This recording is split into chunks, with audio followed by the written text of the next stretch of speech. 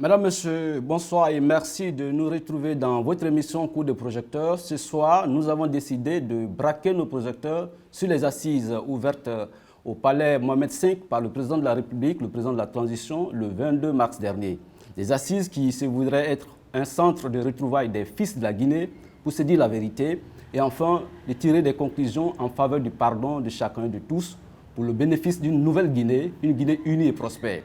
Alors, pour parler un peu du déroulé de ces assises, nous avons pour vous sur ce plateau Dr Makale Traoré, qui n'est plus à présenter, femme de paix et de développement, aussi leader politique, aujourd'hui porte-parole de la commission des assises. Avec elle, nous allons égrener les grandes questions de ces assises. Dr Makale Traoré, bonsoir. Bonsoir. Et pour tenir le fil conducteur de cette émission avec moi sur ce plateau, notre confrère Mahamoud Bari, que nous appelons admirablement Kote Mamoudou. Kote Mamoudou, bonsoir. Bonsoir Isidore. Merci à chacun de vous d'être avec moi ce soir sur ce plateau. Dr Makale, le 22 mars dernier, le président de la Transition lançait officiellement les assises pour l'unité des fils de la Guinée et vous êtes aujourd'hui porte-parole de ces assises. Aujourd'hui, qu'est-ce qu'on peut dire de ces assises pour commencer? Merci beaucoup. Et comme vous l'avez dit, effectivement, le président de la Transition a solennellement lancé les assises le 22 lors d'une cérémonie officielle et a instruit le Premier ministre de conduire en collaboration avec le ministre de l'Administration du territoire et de la décentralisation les activités de ces assises. Nous sommes le 22. Le 25, un décret a nommé 31 personnalités choisies intuitives personnées, c'est-à-dire selon leur parcours et leur engagement dans ce pays, donc ont été choisis pour former le comité des assises, comité national des assises. Ces assises sont extrêmement importantes pour notre pays, pour les Guinéens et les Guinéennes, parce que vous savez que notre histoire est un petit peu compliquée et que notre pays a connu des hauts et des bas, mais ce n'est pas propre à notre pays. Et c'est le seul que nous avons. Nous avons besoin de nous parler, de nous dire certaines vérités et d'arriver à ce qui peut nous réunir, c'est-à-dire le pardon. Voilà vraiment les deux grandes thématiques. Mais naturellement, entre la vérité et le pardon, il y a la justice. Mais la justice, c'est l'aboutissement qui permet de demander pardon. Donc, dans le processus, comme souvent les gens pensent qu'il n'y a pas de justice dedans, vous savez, tout ceci va aboutir à des recommandations. Et ces recommandations vont consigner ce qui, pour les Guinéens, peuvent les aider à pardonner. Donc, c'est cette phase-là qui est en fait la phase de justice. Oui, il est important de signifier un peu l'intérêt parce que simplement au début de ces assises, on a constaté qu'une bonne partie des acteurs politiques n'a pas voulu s'associer aux assises. Est-ce que cela ne donne pas un peu plus de confusion dans la tête des populations qui voudraient que ça soit une assise avec tout le monde un peu dans les activités de plaidoyer, de vérité? Le décret de nomination définit les missions des assises. La première mission, c'est de travailler à élaborer un cadre méthodologique des assises. Deuxième mission consiste à conduire l'organisation des assises. Troisième mission, faire tout pour qu'il y ait une inclusivité et que toutes les composantes de la nation participent à ces assises. Et la quatrième mission, enfin, c'est d'arriver à un rapport, élaborer un rapport final avec des recommandations qui vont être portées au président de la transition et qui va consister aux actes qui vont permettre que les Guinéens arrivent donc à ce pardon. Il est vrai qu'au début, nos compatriotes n'ont pas compris. Ils ont raison. Ils ont raison parce qu'il n'y avait pas de TDR, il n'y avait pas de conditions d'organisation de ces assises et ces précisions-là, le gouvernement a laissé le comité national des assises à le concevoir pour que justement il n'y ait pas d'influence sur le comité par rapport au contenant des assises.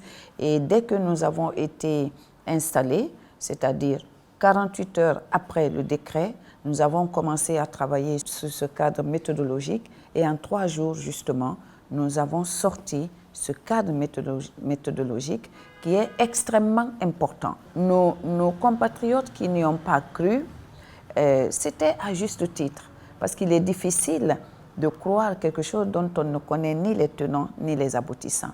Mais aujourd'hui, il existe cette méthodologie, la manière dont les assises vont être conduites, où ça va être conduit, sur quelles questions, de quelle manière. Je pense que petit à petit, nos compatriotes, y compris les plus sceptiques, vont comprendre qu'il s'agit d'une démarche sérieuse, une démarche ouverte, une démarche qui va permettre vraiment à l'ensemble des Guinéens de s'exprimer individuellement ou au travers de structures organisées comme des associations. Docteur Makali, pensez-vous qu'en un mois, vous pourrez éplucher tous ces dossiers? Je pense que quand on entreprend une telle œuvre, il faut d'abord saluer l'opportunité qui est donnée aux Guinéens. Nous l'avons voulu depuis longtemps d'avoir un peu ce débat-là en Guinée, d'une manière ou d'une autre. On ne l'a pas eu. Aujourd'hui, grâce à la volonté des nouvelles autorités, il y a cette opportunité. C'est d'abord ce qu'il faut voir. Vous savez, on ne rentre pas dans une telle démarche en se mettant soi-même des obstacles. C'est vrai qu'un temps est imparti et que le travail est colossal. Nous verrons. Mais nous nous engouffrons dedans. Nous essayons de travailler. Et puis si nous voyons qu'il faut absolument que ce temps soit allongé, je ne pense pas que ce soit difficile de le demander aux autorités. Et je crois que compte tenu de ce qui se fera sur le terrain, je pense que ça ne posera pas de problème que ce délai soit allongé. Mais il fallait bien un délai. Et ce délai-là, c'est jusqu'au 29 avril. Nous allons nous efforcer à avoir un maximum de résultats pendant ce délai. Mais rien n'est fermé. Mais sur le délai, les gens pensent que, beaucoup d'observateurs pensent qu'il fallait partir déjà des enquêtes préliminaires sur les crimes de sang en vue de faire des poursuites judiciaires et puis après qu'il y ait des vérités sur ces crimes de sang, sur ces poursuites et qu'on pense maintenant à la réconciliation et au pardon.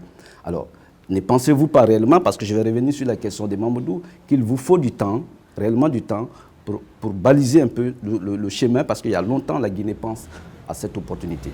Bon, je pense que, naturellement, la méthode qui est utilisée n'est pas exclusive. Peut-être qu'il aurait pu y avoir d'autres méthodes. Mais nous pensons que celle que nous avons choisie est la bonne. Maintenant, tout ceci peut être amélioré au fil du temps. Je vous dis, ce n'est pas fermé, mais il fallait un cadre pour ouvrir ces assises et les conduire. Et c'est vrai que les gens attachent une grande importance au terme de justice. Mais la justice, elle peut être judiciaire. Elle peut consister en une réparation. Elle peut consister en une déclassification pour que l'on sache exactement ce qui s'est fait. C'est un aboutissement. C'est un aboutissement. Et les assises vont permettre quoi? Moi, j'ai souffert de ceci. Qu'est-ce qu'il vous faut pour pardonner? Il me faut ceci. Ce n'est pas forcément la justice telle qu'on le conçoit, de façon très étriquée, aller devant le juge. Ça peut être beaucoup d'autres actes mémoriels, actes réparateurs, indemnisation, réforme institutionnelle, réforme foncière, réforme de la gouvernance économique. Donc tous ces éléments-là doivent être pris en compte et non le terme justice stricto sensu.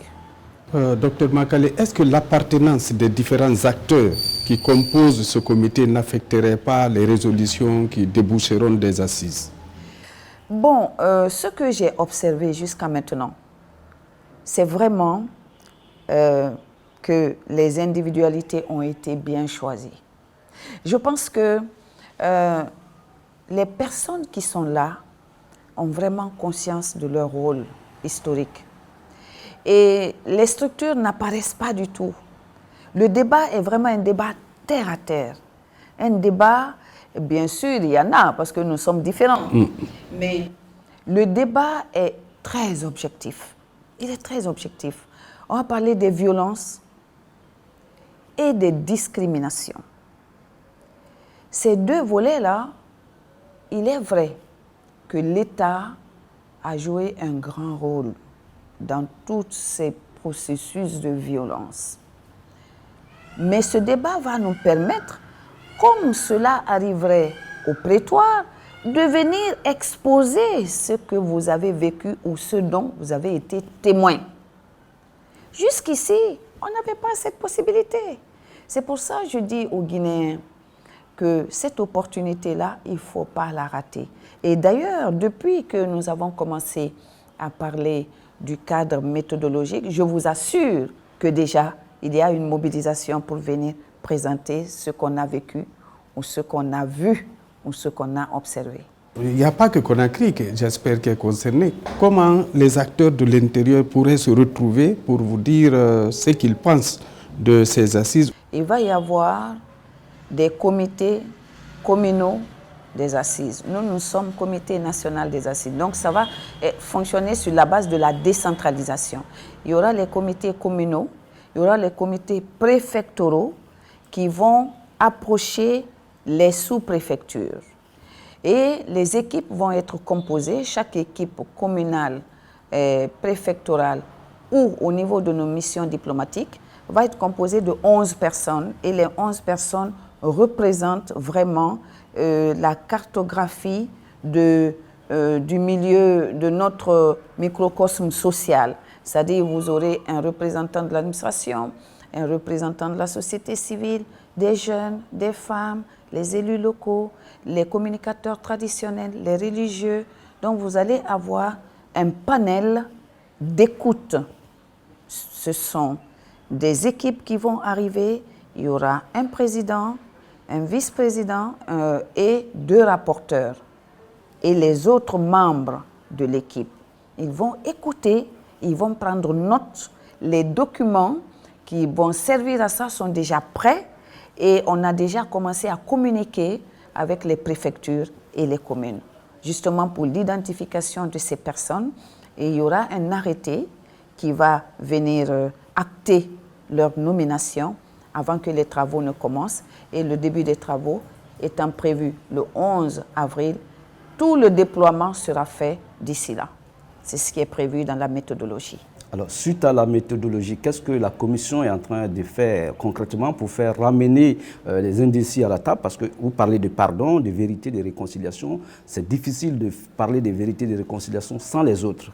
Qu'est-ce que vous envisagez pour faire revenir les autres afin d'éviter de trouver l'effet contraire recherché? C'est déjà de communiquer. La communication, à part le porte-parole là, va commencer aussi tout de suite. Évidemment, il va également y avoir des sensibilisations au niveau des populations. Mais ce que je peux vous dire, c'est que la question de la méthodologie était fondamentale. C'était fondamental. Les gens se demandaient, mais ces assises, pourquoi faire? On y a répondu. Ils se demandaient comment ça va se faire? On y a répondu. Ils se demandaient où ça va se faire? On y a répondu. Ce qui reste, c'est venir devant les assises et le dire. Et surtout, nous aménageons un espace pour les groupements, pour les associations de victimes, pour les organisations de défense des droits de l'homme, pour les partis politiques. Vous savez, il y a eu beaucoup de violence en termes de violence électorale, par exemple, en Guinée. Les partis politiques sont concernés par ces sujets-là. Jusqu'à maintenant, chacun demandait un peu à être écouté. Mais il n'y avait pas d'endroit pour ces écoutes. Eh bien, les assises vont servir à ça. Et nous allons commencer, et puis on verra comment est-ce qu'il faut ajuster, il faut améliorer, il faut appeler, il faut aller vers les uns et les autres. En tout cas, nous sommes prêts à cette mission parce qu'elle est fondamentale pour la suite, pour la vie de notre beau pays qui a besoin de rassembler ses fils et ses filles pour amorcer un véritable développement. De par le passé, Dr Makale, un comité provisoire avait été mis en place et ce comité avait travaillé dans le cadre de la réconciliation des Guinéens. Certains membres de ce comité provisoire font partie des assises, du comité national des assises. Que comptez-vous faire avec ce premier rapport qui avait été fait et qui avait été remis au gouvernement? Si vous avez remarqué, les deux religieux qui ont dirigé la commission de réflexion sont également les deux qui dirigent le comité national des assises. Symboliquement, c'est important. C'est aussi pour marquer la continuité. Le rapport qui a été fait, les réflexions qui ont été faites, concernent un acquis qui est absolument important. C'est pour ça que nous-mêmes, à partir de demain, nous avons un séminaire de 2 jours pour nous approprier des réflexions qui ont été faites avant, mais également des travaux d'experts, des universitaires, sur la période qui a suivi. Et c'est tout ça qui va constituer nos bagages pour aller aux assises. Et que répondez-vous aux gens qui disent que ce sont les politiques qui opposent les Guinéens, ce sont les politiques qui font qu'il y a de la violence en Guinée? De ma petite expérience, vous avez dit tout à l'heure que je suis une actrice de terrain. C'est vrai, vous savez que j'ai beaucoup travaillé sur les questions de paix. Vous verrez que souvent, les conflits électoraux, donc politiques, ont pour source des conflits intra- et intercommunautaires mal résolus ou non résolus, qui, à l'occasion des élections, deviennent une espèce d'allumette entre les communautés. Ça, c'est de ma propre expérience. C'est-à-dire, vous avez quelqu'un qui vous a spolié un terrain ou un héritage. Vous êtes allé en justice, la justice n'a pas été rendue comme cela se doit. Vous avez des élus locaux qui n'ont pas fait les choses dans les règles de l'art. Le conflit est là. Arrivent les élections. Puisque c'est une période un peu de pagaille et de désordre, on profite de ça pour aller brûler la maison de l'autre. Ça, c'est des choses que nous avons recensées ici, après les élections. C'est-à-dire, après l'observation des élections, nous sommes restés sur le terrain parfois 6 mois et nous nous sommes rendus compte que les conflits inter- et intracommunaux mal résolus ou non résolus sont le fervent des conflits à l'occasion des élections. Donc dire que ce sont les politiques qui opposent est un raccourci. C'est vrai qu'il y a notre pratique de la politique qui est source de conflits. Mais au-delà de ça, et bien avant ça, il y a des conflits en souterrain. Donc tout ceci a besoin d'être dit. C'est pour ça, tout à l'heure, je parlais du foncier, je parlais de l'économique, la gouvernance économique. Vous savez, il y a beaucoup d'injustices en matière économique. Moi, je suis chef d'entreprise, je sais. C'est-à-dire, mais tout ça, il faut que ça soit dit pour que certaines choses soient améliorées. C'est pour ça, tout à l'heure, je disais que tout ne se résout pas à travers un procès. Il y a beaucoup de choses qui peuvent se résoudre dans les réformes institutionnelles, par exemple. La volonté affichée du président de la transition d'unir les Guinéens en faveur d'une Guinée unie prospère, d'une famille un peu, est plus que plausible. Mais on a comme l'impression qu'au sein même de la haute hiérarchie, des agissements, selon certains observateurs, des agissements de haut placés risquent un peu de jeter de l'huile sur le feu. Qu'en dites-vous? Bon, c'est vrai que le terrain a besoin d'être calme pour faciliter notre travail et nous avons sollicité cela à travers l'intervention du grand imam de la mosquée, la grande mosquée, lorsque le président nous a reçus. Il est très important en période où l'on veut se réunir, que le terrain soit calme. Ça, c'est vrai. Il faut qu'on apaise pour faciliter notre travail. C'est une demande que nous avons faite et je pense que nous l'avons faite à la première personnalité de ce pays et nous estimons que cela sera entendu. Et ils vont jusqu'à dire que la volonté de faire la paix, de réconcilier les Guinéens, c'est vrai, c'est une bonne démarche, mais ça ne peut pas se conjuguer avec, avec les démarches de récupération des domaines de l'État, avec les démarches de lutte contre la corruption. Ça va vous rendre un peu la tâche difficile. Il y a une chose sur laquelle, franchement, j'aimerais être claire. La récupération des biens de l'État est normale. La lutte contre la corruption est normale. On ne peut pas demander à un État une chose et son contraire. Nous savons comment ce pays a été géré pendant des années. Il est important vraiment de faire le point là aussi. C'est une question de justice sociale. Vous savez, un pays aussi riche que la Guinée, où vous avez encore des femmes qui accouchent à même le sol, je suis désolée, où vous n'avez pas de couveuse pour prendre en charge nos bébés. Non mais attendez, un pays où vous avez des multimilliardaires et des fonctionnaires de l'État. Si on ne veut pas faire le point de ça, c'est que vraiment, on n'a rien compris. Maintenant, naturellement, il faut que la justice soit la boussole. Très bien. Comme le président de la République nous l'a affirmé dès le début. La manière vraiment fera la beauté, la renommée ou alors le discrédit de la démarche. Mais sur la démarche, vraiment, nous devons tous encourager que les biens de l'État qui sont spoliés, pendant que l'État paye des locations énormes, alors qu'il a des biens. Et l'argent qui est détourné, c'est cet argent-là qui doit servir à développer nos routes, nos hôpitaux. Regardez comment les Guinéens vivent. C'est difficile. Mais je dis encore une fois, il faut que la justice soit le repère. Ça, vraiment, je suis juriste, donc vous ne me reprocherez pas d'être accroché à ça. C'est la justice qui donnera la noblesse aux actes qui sont posés. S'il n'y a pas la justice, ce sera le discrédit sur les actes qui sont posés. Docteur Makale, colonel Mamadi Doumbouya a toujours prôné la paix. Il souhaiterait qu'on tue l'ethnie, c'est-à-dire que nous sortons de l'ethnocentrisme. Est-ce que ces assises pourront quand même gérer cette question primordiale en Guinée?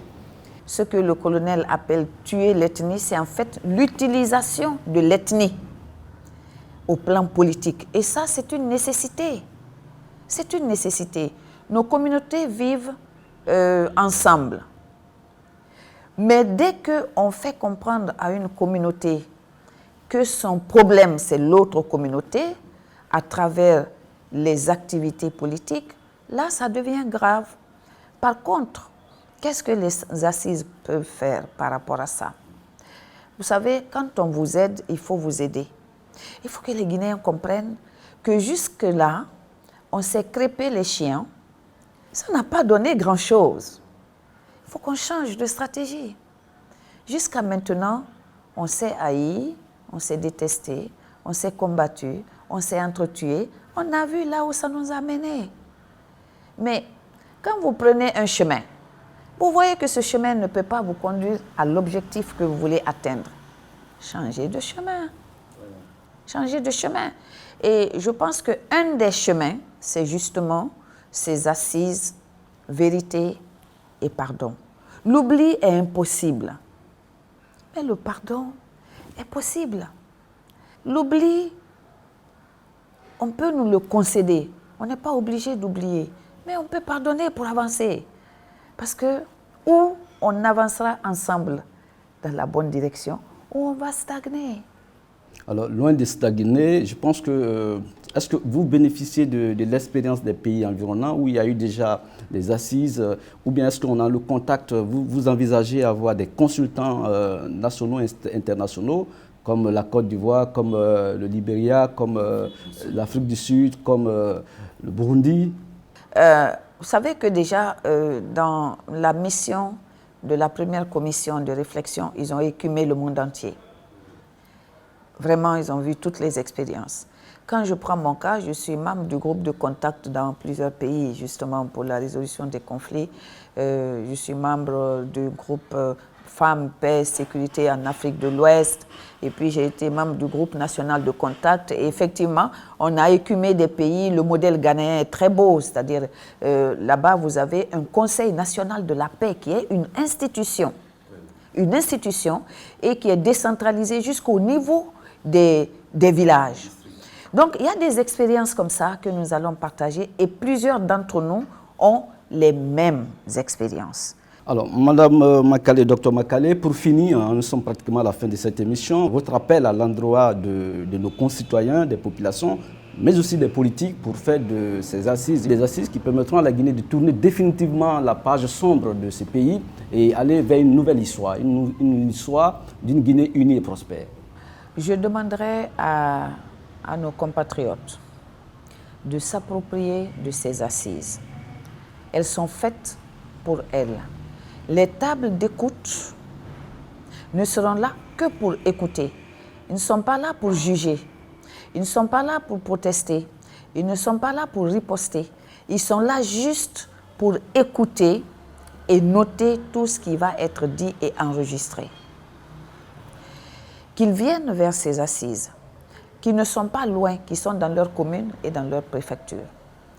Et si ils ont des déclarations particulières qui ne peuvent pas être dites dans les communes ou dans les préfectures, le comité national est là pour les écouter et surtout pour les entendre. Pendant des années, ils n'ont pas eu de solution à leurs problèmes. Qu'ils sachent qu'il y a un endroit qui va leur permettre de faire entendre leurs problèmes et surtout de porter leurs revendications. Ceci est important. Qu'ils y croient, qu'ils viennent. Ces assises sont les assises pour les Guinéens, par les Guinéens, et nous sommes prêts à les écouter en public ou discrètement pour qu'ils viennent dire ce qu'ils ont sur le cœur et surtout qu'ils disent ce qu'il leur faut pour nettoyer un petit peu la rancœur qu'il y a là, afin qu'on arrive à ce pardon qui est un processus qui va conduire à des réparations, à des, à des réformes, voire à des procès. Rien n'est exclu, mais vraiment que ce train-là ne laisse personne indifférent. Merci une fois encore, Dr Makale Traoré, que ce train ne laisse personne indifférent. Mesdames, Messieurs, voilà un peu la quintessence du déroulé des assises que nous a brossé la porte-parole de la commission des assises, Dr Makale Traoré, notre invité du jour, que je remercie infiniment. Et Mahmoud Barry, merci d'avoir partagé avec moi ce plateau. Merci. Une fois encore, merci. Mesdames, Messieurs, l'invite est faite à tous, à toutes, de participer aux assises pour le bien de la Guinée, pour une Guinée unie et prospère. À bientôt dans un autre numéro.